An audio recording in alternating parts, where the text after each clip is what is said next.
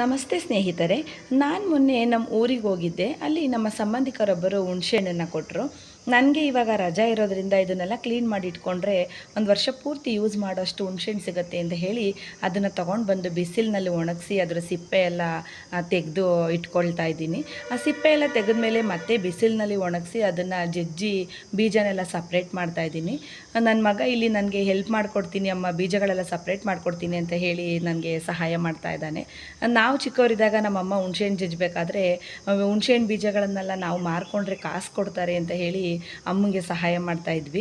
ಇಲ್ಲಿ ನನ್ನ ಮಗನೂ ಸಹ ಆಶ್ಚರ್ಯದಿಂದ ಹುಣಸೆಹಣ್ಣು ಬೀಜಗಳನ್ನ ದುಡ್ಡಿಗೆ ತೊಗೊಳ್ತಾರ, ಹಾಗಾದರೆ ನಾನು ಹಾಗೆ ಮಾಡ್ತೀನಿ ಅಮ್ಮ ಅಂತೇಳಿ ನನಗೆ ಸಹಾಯ ಮಾಡ್ತಾ ಇದ್ದಾನೆ. ನನಗೆ ಇದು ಒಂದು ದಿನದಲ್ಲಿ ಆಗಲಿಲ್ಲ, 2-3 ದಿನದಲ್ಲಿ ಒಂದೊಂದು ಹಂತ ಹಂತವಾಗಿ ಮಾಡ್ಕೊಳ್ತಾ ಬಂದೆ. ಕೊನೆಗೆ ಎಲ್ಲ ಜಜ್ಜಿ ಬೀಜಗಳೆಲ್ಲ ಸಪ್ರೇಟ್ ಆದಮೇಲೆ ಅದನ್ನು ಒಂದು 2-3 ದಿನ ಬಿಸಿಲಿನಲ್ಲಿ ಚೆನ್ನಾಗಿ ಒಣಗಿಸಿ ಅದನ್ನೆಲ್ಲ ಚೆನ್ನಾಗಿ ಒದುರು ಬಿಟ್ಟು ಅದನ್ನೆಲ್ಲ ಒಂದು ಡಬ್ಬಕ್ಕೆ ತುಂಬಿಟ್ಕೊಂಡೆ. ನನಗೆ ಇದು ಸುಮಾರು ಒಂದು ವರ್ಷದಷ್ಟು